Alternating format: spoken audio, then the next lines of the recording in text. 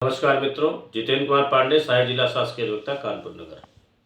आज माननीय सर्वोच्च न्यायालय में सिविल रिट पिटीशन 15,774/22 जो MS Pal rubber industry versus Amit Kumar Mitra में सुप्रीम कोर्ट के जस्टिस अनिरुद्ध बोस और जस्टिस विक्रमनाथ ने एक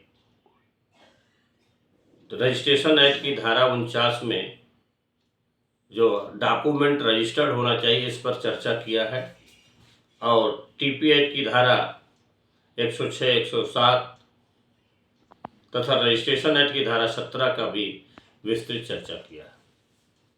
केस इस प्रकार है, अमित मित्रा ने अपीलांट मेसर्स पाल रबर इंडस्ट्री को कोलकाता में एक व्यापार करने के लिए उन्हें 5 साल के लिए एक टेनेंसी एग्रीमेंट 2003 में किया, मार्च में, और वो टेनेंसी एग्रीमेंट अनरजिस्टर्ड था। इसके बाद 2008 में वो टेनेंसी एग्रीमेंट रिन्यूअल नहीं हुआ, लेकिन टेनेंसी एग्रीमेंट में एक शर्त दी गई थी कि ये दोनों पक्षों के आपसी सहमति से बाद में रिन्यूअल किया जाएगा। इसी बीच किराएदार जो रवि अपीलांट है, इन्होंने किराया देना बंद कर दिया। इसके विरुद्ध लैंडलॉर्ड ने इनको transfer of property act TP act 106 में नोटिस दिया और कहा कि आप 15 दिन के अंदर इसे मकान खाली कर दें।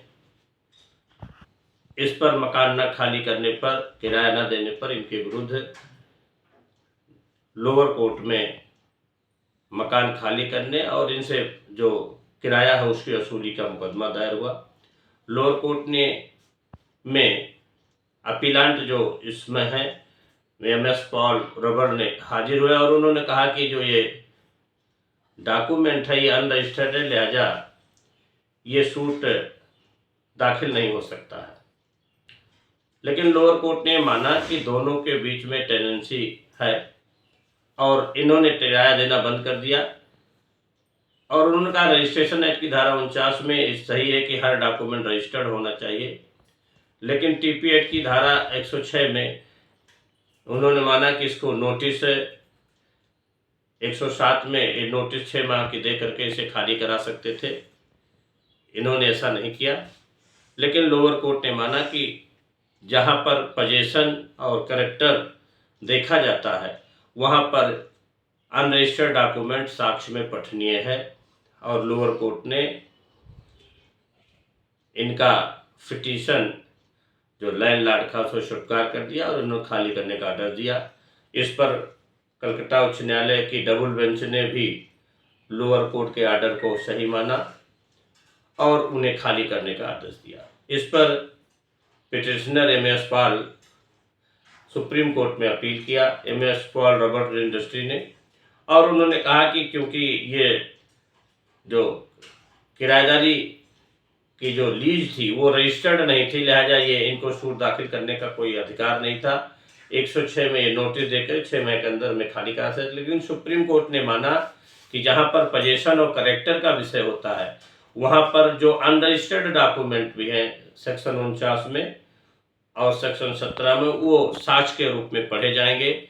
इस प्रकार माननीय सर्वोच्च न्यायालय ने विभिन्न जजमेंटों का हवाला देते हुए निश्चित रूप से ये कहा कि जो किराएदार हैं ये कोई भी रिलीफ पाने के अधिकारी नहीं है और इन्होंने जो व्यू लिया है कि 106 के तहत 6 माह का नोटिस दे करके स्वतः किराएदारी समाप्त करते थे, वो इस पर लागू नहीं होगा।